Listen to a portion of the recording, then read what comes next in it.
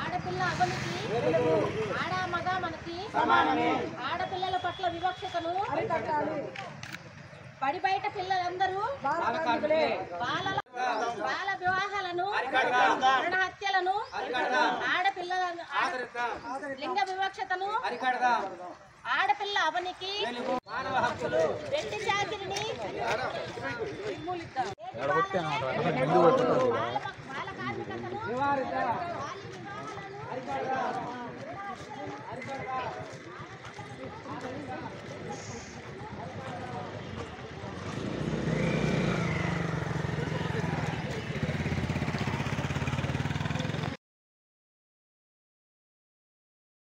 Okay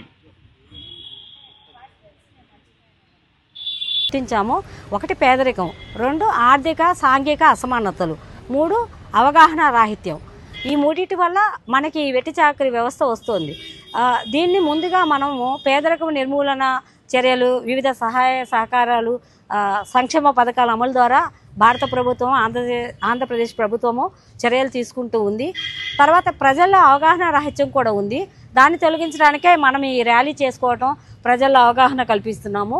అదేవిధంగా సాంఘిక ఆర్థిక అసమానతలు, అవి ప్రజల్లో వాళ్ళకి ఇల్లు గడవనితనం వల్ల, ఇంట్లో వాళ్ళకి తల్లిదండ్రులకి పెద్దలకి సరైన అవగాహన రాహిత్యం వల్ల చిన్నపిల్లల్ని పనిలో పెట్టడం, లేదంటే స్త్రీలని వాళ్ళని పనిలో పెట్టడం, వాళ్ళకి ఇష్టం లేకుండా, వాళ్ళకి స్వేచ్ఛగా వాళ్ళకి ఇష్టమై చేయకుండా బలవంతంగా చేయించడం బాండెడ్ లేబర్.